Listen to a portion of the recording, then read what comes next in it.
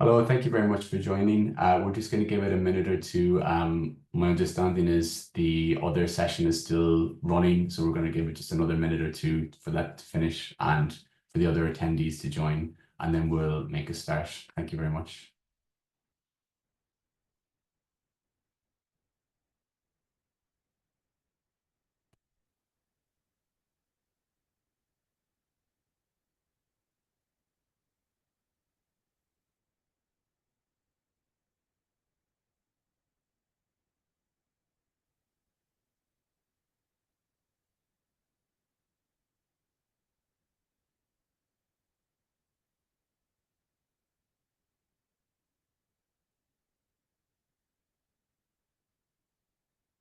Hi all, thanks for joining once again. We're just going to give it an extra minute or two while people join from the other session, which has overrun, and then we'll make a start. Thanks very much.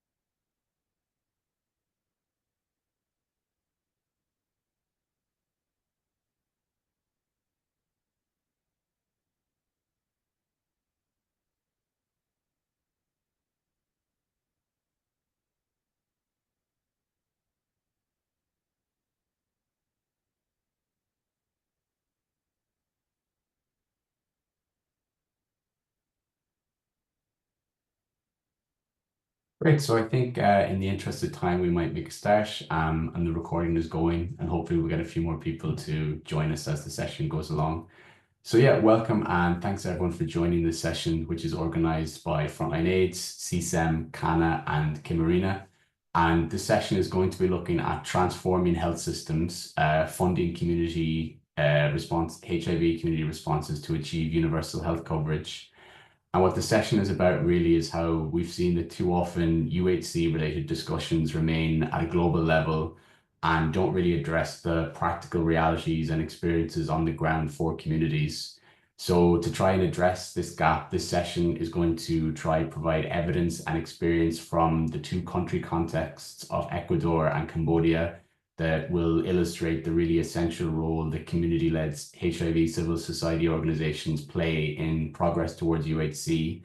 And following that, we really look at identifying crucial financial barriers and enablers for further progress in achieving UHC through supporting this type of HIV community responses.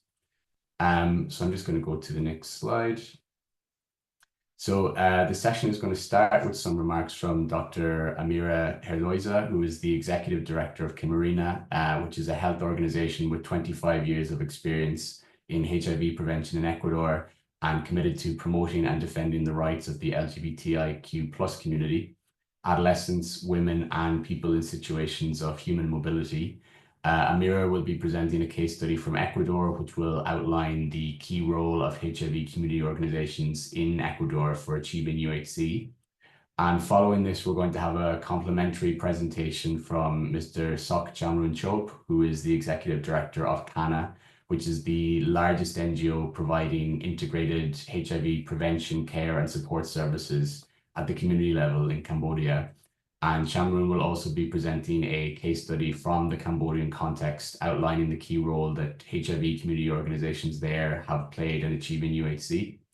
And to build on then these national level remarks, we're going to have some comments from Mr. Waiswa Nkwanga, who is the coordinator of the Civil Society Engagement Mechanism for UHC 2030. And Waiswa's presentation will outline the role of global commitments in ensuring adequate and sustainable funding for these type of national and local level civil society in advancing UHC. And after this, we'll have space for a Q&A with audience members to ask any questions, and hopefully this will be a more interactive discussion between panelists and attendees before we wrap up the session.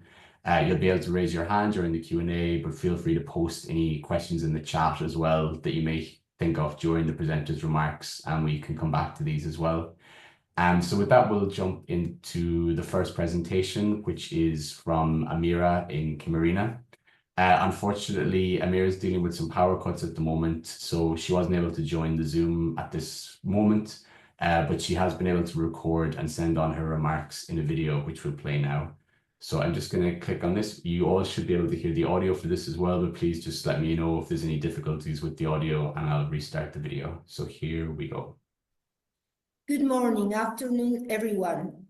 My name is Amira Erdoiza, Executive Director of Corporación Quimirina. It's an honor to be here representing Quimirina, a community-based organization in Ecuador with a 25-year history in the HIV response. Today, I share how our work demonstrates the critical role of community organizations in bridging the gap toward universal health coverage, especially in challenging contexts like Ecuador. Ecuador boasts a legal framework that guarantees universal health coverage. Our 2008 Constitution and health law pledge permanent, timely, and inclusive access to healthcare. However, the existence of such a framework doesn't always translate into real-world access for the most affected communities. Despite these guarantees, we face significant gaps. In a decade, with the start of the community system, the detection of cases has quadrupled. The epidemic is concentrated among key populations, with high prevalence rates among men who have sex with men, 16.5%, sex workers, 1.04%, and transgender women, 34.8%. These figures highlight a healthcare system struggling to effectively reach the most vulnerable populations. This is where community works come in. Quimirina has developed a people-centered model, working in partnership with the Ministry of Public Health to reduce barriers to access and ensure comprehensive quality services. Some notable achievements include introducing pre-exposure prophylaxis, PrEP, in 2019 with effective delivery since 2020. Quimirina remains the only organization offering this service in the country. A cost-effective approach that has shown measurable results in reducing access barriers. Additionally, 25% of our users are migrants, underscoring our ability to reach historically marginalized populations. To achieve an AIDS-free world by 2030 and progress towards universal health coverage, as Quimirina, we focus on three strategic axes. Social contract, promote political commitments that guarantee sustainable financing and inclusive policies, responding to migration, strengthen care for people on the move. This is an important challenge that must be considered in health responses. New technologies, adopt innovations like long-acting antiretrovirals and AI tools to improve access and quality of services. Quimirina is proof that community organizations not only complement health systems, but strengthen them. But for this impact to be sustainable, we need adequate funding and policies aligned with local realities. I invite all of you to work together to ensure that community organizations receive the support they deserve, because without them, universal health coverage will remain a distant dream for many. Thanks.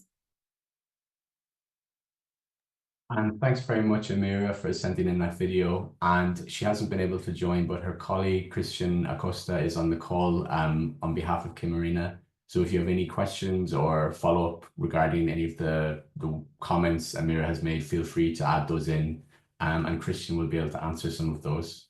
So really following on and building on what Amira has said, we're now going to turn to look at Cambodia. And similarly, we're going to have some comments from Mr. Sok Chamlun Chob, who will outline the really key role of HIV community organizations there in advancing UHC. So Chamlun, over to you if you'd like to make a start. Thank you so much, Elon, and once again, thank everyone for allowing me to be part of this important session.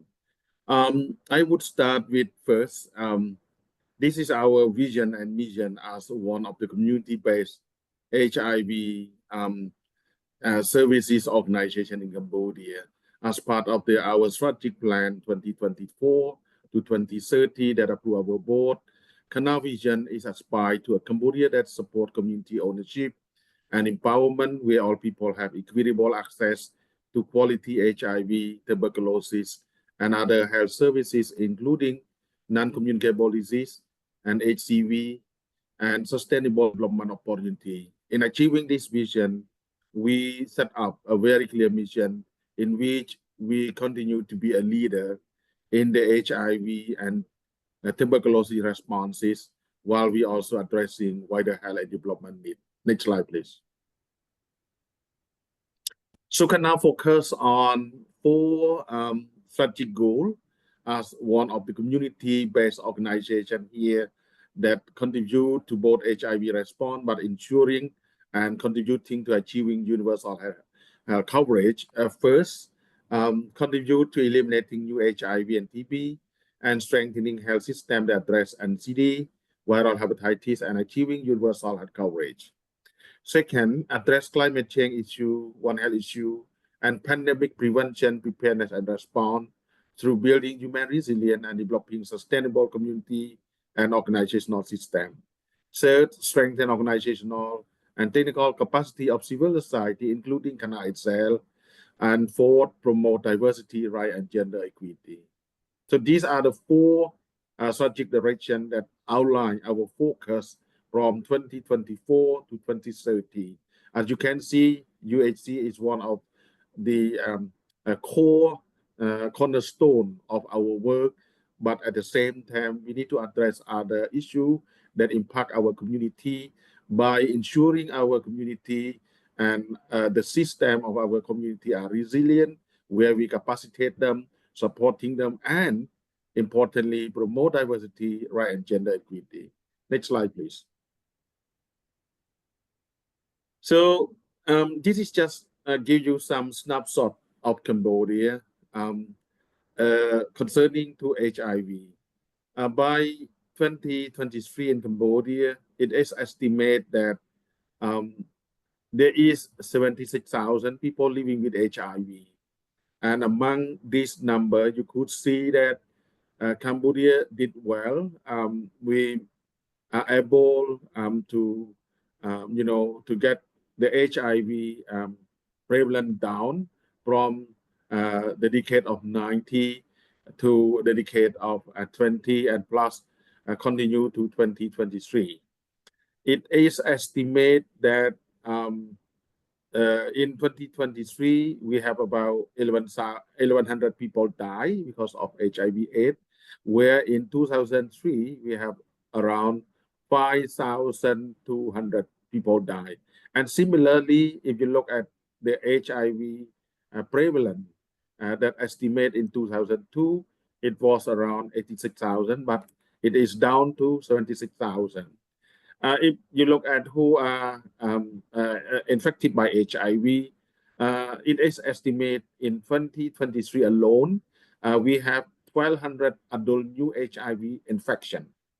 And the picture on the right side, you could see we have female sex worker, male sex worker, people who inject drug, gay men, and other men who have sex with men. But within this 1,200 new infection, 86% of this new infection happen among key population and their client partner. And within that, 46% of the new infection, among gay men, other men who have sex with men. So in Cambodia, it's moving from general epidemic to concentrated epidemic. And at this stage, MSM, young MSM in particular, they are the one who are the breach of HIV infection in Cambodia. Next slide, please. Look, and again, if you look at the 395 target of UNAIDS, where Cambodia, use that as part of our monitoring indicator. Again, as I mentioned earlier, it is estimated 76,000 people living with HIV in Cambodia. And the first 95, Cambodia is at 89% of by supporting people who are living with HIV to know their HIV status, of whom within this percentage, we support them to access to treatment. We achieve over 98%, where we achieve over 98% that supporting them, especially those in treatment, to have viral load suppressed. So in general, I would say, in conclusion, Cambodia HIV prevalence is down from 3% in 1997 to now only 0.5%. But again, if you look at key population, the HIV prevalence are still very high. In particular, the female sex worker is almost 5%. Male sex with man is 5.5%. TG, transgender population, 30.5%. Where people who use drug is at 5.7%, and people who are injecting drug 15.2%. So again, key population are the driver of the HIV in Cambodia, and the result of the new HIV infection, the report in 2023, MSM and gay men, especially the young gay men and young MSM, they're the ones who are the most infected by HIV in that year, and it is reported similar for this year as well. Next slide, please.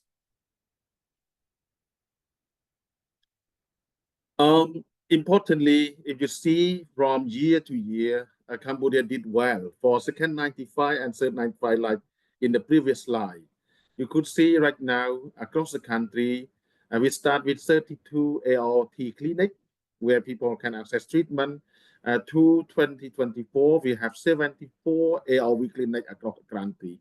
And the number of people living with HIV that register for the treatment by Q2 of 2024 is almost 69,000. So this means that there are still very small number, is estimated around 7,000, 8,000 people who are estimated to live with HIV. They the one who are not knowing the HIV status, and these are the people that we need to find them. To end HIV/AIDS, we have to ensure that those people know their status early, and they should be enrolled into the treatment as quick as possible. Next slide, please. So this is our role as a community-based organization. What we are doing, we need over the past 20 plus years, almost 3 decades, we contribute with the national program, we contribute with the country to find the missing people who do not know their HIV status through what we call peer-based approach and person-centered. We train our community to be peer educator, and they the one who find those people in community and support the peer to access HIV care services. We provide HIV prevention education through mobile outreach services and also bring humanity and services close to clients who live and who their lives are hidden and their voice are unheard. We contribute over 50% of the national estimate of a key population that reached by our program. Currently, we are working in 12 provinces, and these are the provinces with high HIV burden among the 25 across the country. We connect clients to services through virtual and online outreach activity to make clients feel more safe and protected. And we provide HIV care and support for referral to both people living with HIV and key population. At the same time, we also doing HIV policy advocacy work where we support both people living with HIV and key population. They should not be left behind, and in particular for UHC.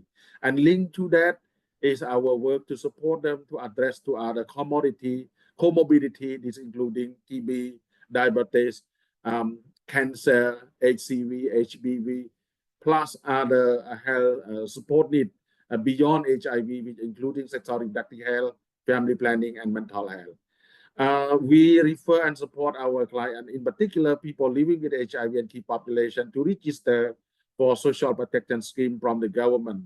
And until now, it is reported that over 60% of the people who register in our system have been registered to access both ID poor card to benefit health and non-health and health equity fund.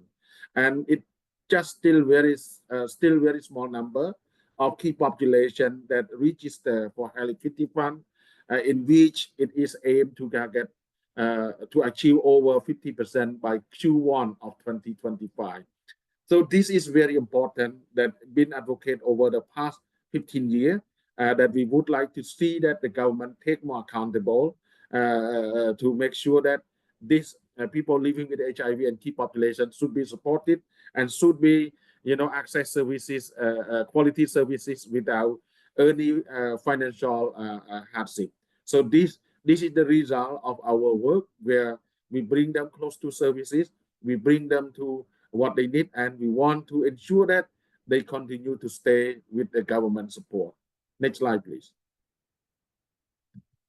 So ending aid for everyone, everywhere, unless no one is left behind, and people living with HIV and AIDS are strongly and effectively engaged in the HIV response, and the HIV response have to be patient-centered. There is no unreachable people living with HIV and AIDS if AIDS response is community-led, community-owned, and invested. Civil society organization and community living with and affected by the disease are the solution. They are a very effective partner and not the problem. So we would like to see there is more investment if we really want to end AIDS earlier, and ending AIDS by 2030 is possible.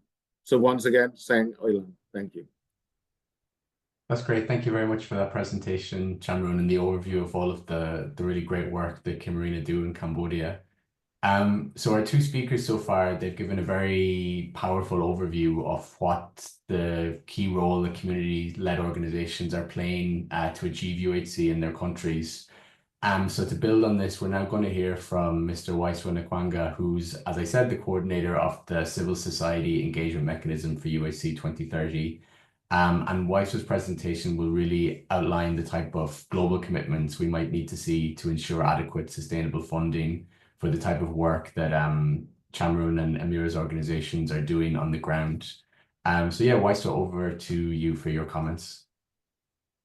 Thanks, Alan, and the previous speakers, and the last and also the previous presentation really give you a really clear picture of what civil society and community organizations actually do.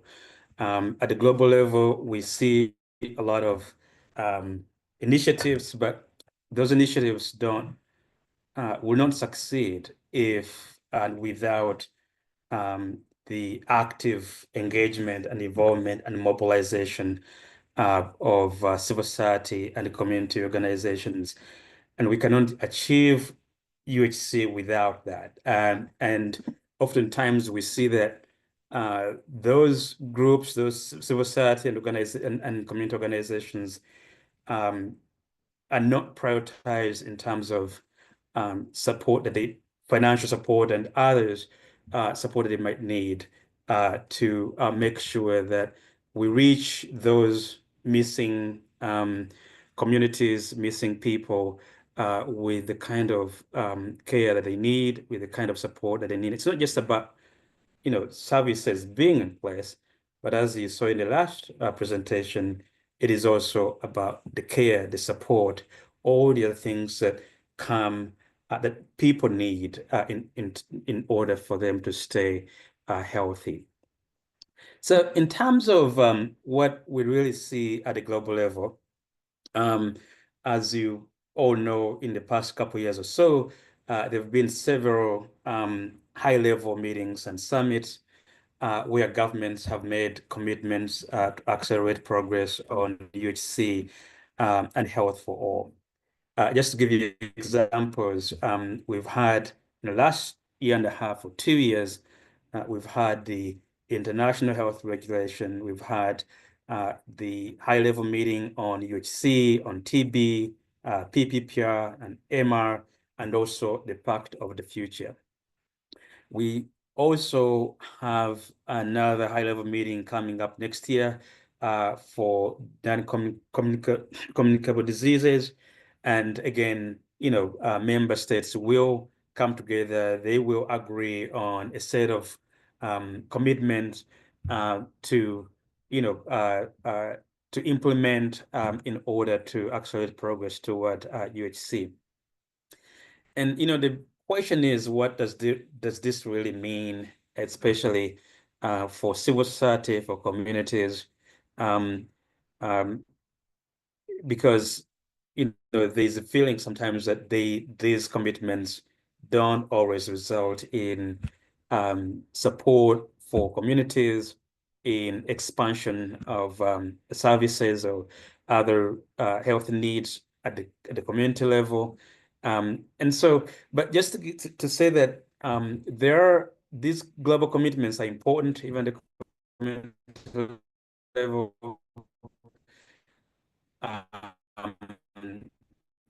In that between governments on the actions that need to be taken, and the collaboration is needed in order to advance global goals.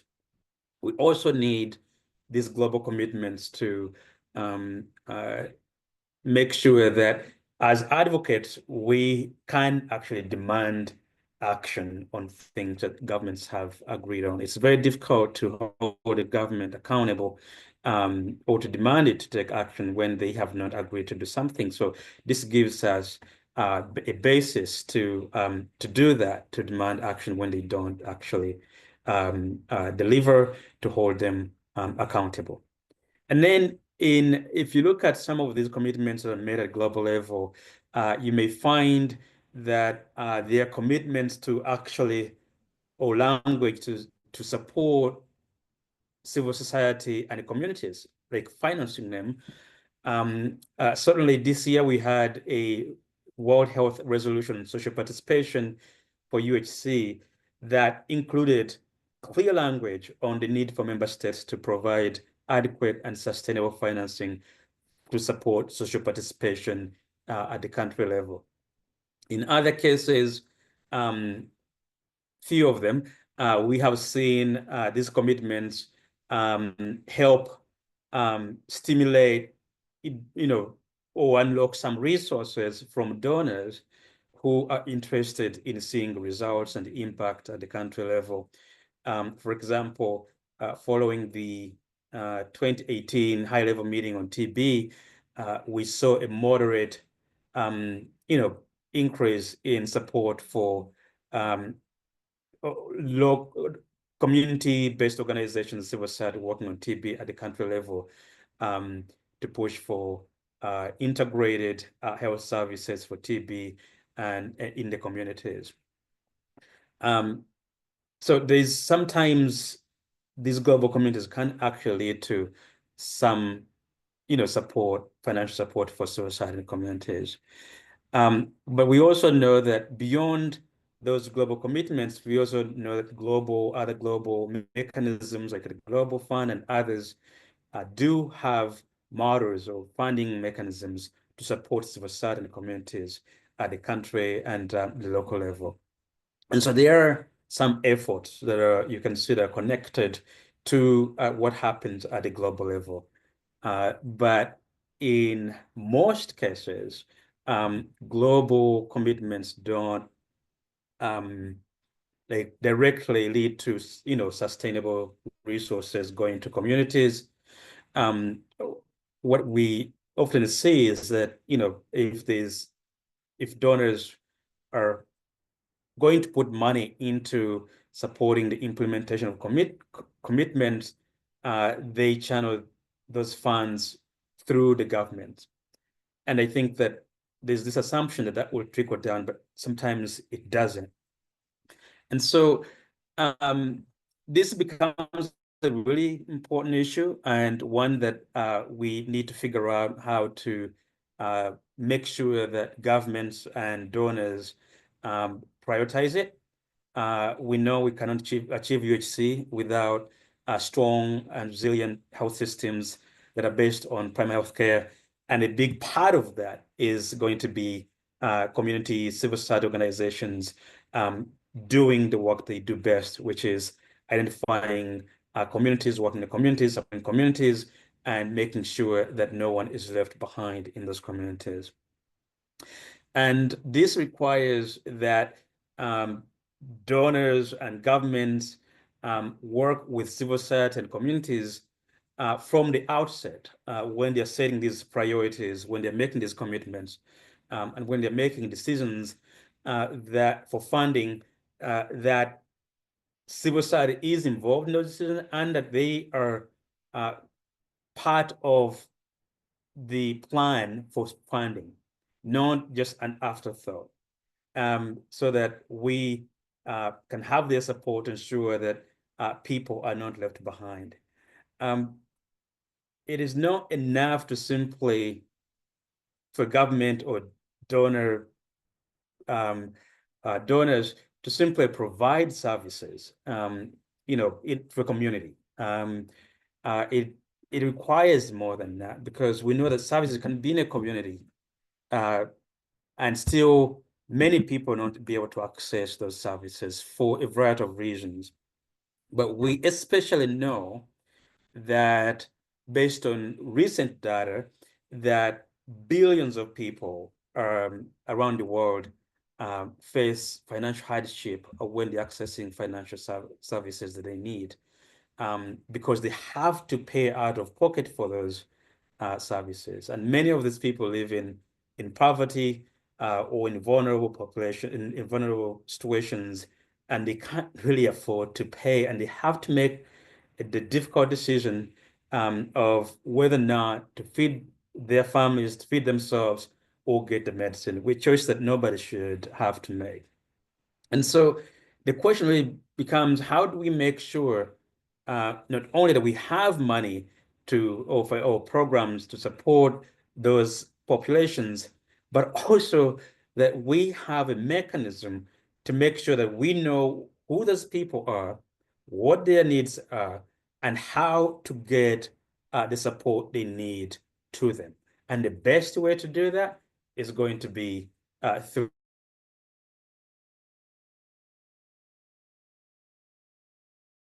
by working with civil society and the free. I mean, they also have to sustain their own lives. And so how do we make sure that there's enough resources to support civil society and community organizations to make sure we reach these hard to reach communities, this last mile, people who might be facing different challenges, that we know where they are and how to support them. So to do that, we need, obviously, to do advocacy to donors and governments to ask them and to push them to prioritize investing adequately and sustainably in civil society and community organizations. We need to seize every opportunity we have. And I want to flag here one opportunity that is coming up with the International UHC Day on December 12th that will be taking place under the theme health is on the government. And really the idea here is that we need government to make the resources available to communities, to civil society, to reach these hard to reach communities, but also to make sure that they are working very, very closely with those communities in order to ensure that no one is left behind. And so for this year, we are focused, the campaign is focusing on tackling this issue of millions of people around the world who face financial hardship when accessing care. And many governments, particularly in low and middle income countries, really don't have the policies, the resources that are needed to address this issue. And so we want to make sure that we put focus on it and that we push governments to work with communities and support communities to make sure that we reach these communities, we reach these populations that are in need. I'll share some resources in the chat if you want to get involved in the UHC Day this year. But just to reiterate that it is important, if we're going to achieve UHC, to work with communities, to work with civil society, to reach those hard to reach communities and populations and to address their needs. Thank you. That's great. Thanks very much, Waiswa. And yeah, it's great that you're going to share the resources you mentioned in the chat as well. Yeah, so we're a bit of a smaller group today, but if there are any questions anyone might have for any of the panelists, either for Kimarina or Kana or what Waiswa has been talking about, feel free to raise your hand or come on mic, and we can use the time to discuss some of those issues. Maybe just while we're waiting to see if there are any questions, I had just one or two that occurred to me while we were speaking. So I might go back. Christian, I believe you're online on behalf of Amira for Kimarina. Amira, in her presentation, talked about new technologies and the key role that can play in this type of work and achieving UHC. Could you say a little bit more about how the new technologies might be able to help reach some of the 2030 targets, particularly in the Latin American region where Kimarina work? Yeah, thanks, Ellen. So about reach new technologies or advocate for new technologies, it's really important that we understand that technology advocates can play a pivotal role in accelerating progress through it to 2030. So it's a key point to understand that digital health solutions as telemedicines, AI-powered diagnostic, mobile health applications can open a space to reach people that right now don't have any change to get to the health sector or any health services at all. These new technologies can break these barriers and maybe make a new way to people to access to this kind of services. Another thing about new technologies is data-driven decision making. That is really important for our LAC region. We really have to understand the importance of data and how to get better information systems so we can check with new technologies how can these outcomes can help us take some decisions, especially in the political levels. We have to advocate for that because our systems are really weak and we don't have data at all. And many of the data that is available is not really acquired. At last, but not at least, innovation and partnership, like collaborating with governments, NGOs, and private sector could be really important to get this step forward for new technologies. For example, now we have long-active antiretrovirals, like the presentation said, and it's really important work with private sectors and government to get somehow the access to that kind of technologies in all regions. LAC region is out of this scope right now, so we're working really hard to understand how to bring to our countries this kind of game changers strategies that could help us reach UHC in 2030. Thanks, Alan. That's great. Thanks very much for that, Christian. And Weiss, I could see you were nodding your head along to some of what Christian was saying there. In terms of what he was saying about new technologies and new strategies, I think you mentioned in your remarks a little bit about some of the best models globally that currently exist at the moment, like the Global Fund. They really do have some good strategies around engaging with civil society and partnering with civil society and communities. Do you want to say a little bit more about what are some of the key ways they do that other maybe multilaterals or governments could learn from or build on? Yes. So despite being a great model, actually, we're having this conversation now about the future of global health initiatives, in which we're saying, yes, we've been effective global fund, but we need to even do more and to go further than what we are doing now. And so we don't know what the future really holds, but we are hoping that in the next sort of reforming of the global health financing architecture, that we are able to have communities and civil society at the center of and fully integrated, not just coming in when they want to implement something, but actually that they are at the forefront of making those decisions need to be made on where the communities are, what are the resources needed, where they should go, how they should be channeled, and who should actually be involved in that. Because if you are not there at that level, it's very difficult to actually influence anything once it's being implemented. And so I think that we will see in the next few years or months or whatever, what we can come up with that is better than what the Global Fund has done. The Global Fund has so many structures, the systems and other mechanisms that they are able to actually reach communities. We're seeing quite a bit of that also with this is not the funder, but more of a technical agency, Stop TB, that they are able to mobilize communities and work with communities directly to make sure that we know who the missing people are, where they're, what their needs are, and how to reach them.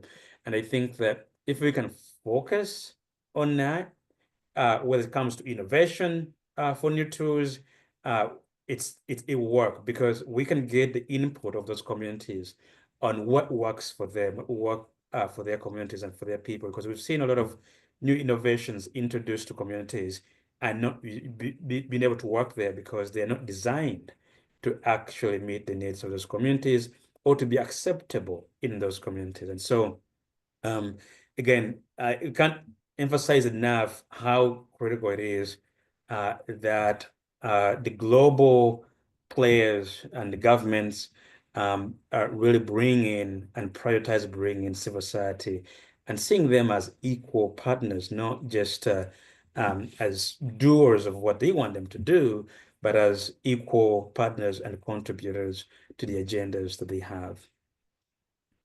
Exactly. And I think maybe Chamran, I might come to you. Wisewa has talked a bit about new innovations and new engagement models for civil society, and Christian has been talking about the role new technologies have to play. What role do you see these sort of new innovations, new technologies playing in Cambodia and Southeast Asia in the next couple of years? Or what would you like to see around new innovations and technologies for the region in the next couple of years?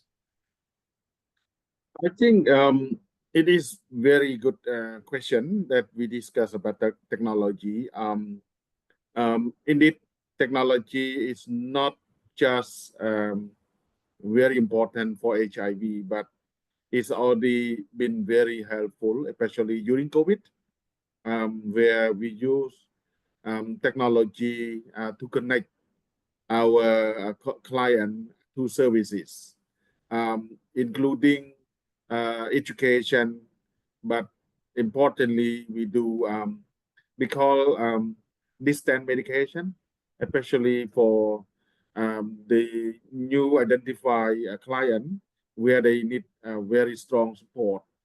So technology is also play a very critical role, within a situation where we cannot meet in person, but we still can ensure that delivering services is not a challenge by having this kind of technology. In addition to that, what I would like to see, we do have a lot of new technology that can support our effort to end AIDS. For example, PrEP. PrEP is one of very important, the new tool that can prevent those who are at high risk from HIV/AIDS. And there is a new PrEP that can do injection within, it can last longer than the current one that we need to take every day pill to one injection for every 2 months. This is really, really important. And there are other technology that can prevent our female sex worker not to be infected by HIV. I forgot the name of that one. But the other aspect that I want to see, we need to work toward the vaccine that can, stop the spread of HIV. And that should be possible if everyone work together, especially, you look at the experience with COVID. Just within a few years, there are so many different vaccines for COVID. But, HIV is almost 40 plus years. We still could not find a very effective vaccine to support preventing people from infection, or the treatment that can cure people, but the recent conference in Munich, it clearly, the effectiveness of the treatment of ARV now become more and more, it report 4 or 5 cases, 4 or 5 people that been, in HIV treatment for so long, they have no more HIV. So this kind of technology should not just only available at the this kind of the wealthy of country. This should be allowed for other countries like us, one of the least developing country in the region, in the world, should access this kind of technology as well. And we need to make sure that our government put this as one of the priority and work alongside with other government and private sector to bring this kind of technology down to the country. Thank you.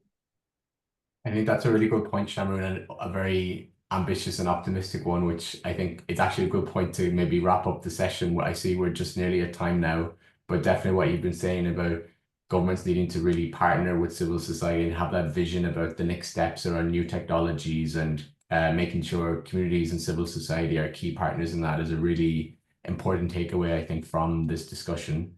So yeah, with that, I'd just like to thank all the speakers and everyone for attending. It's really appreciated that you've taken the time to prepare the comments and the remarks.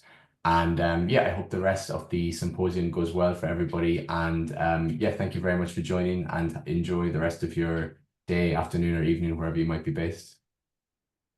Thank you, everyone. Thank you so much. Thank you. Bye-bye.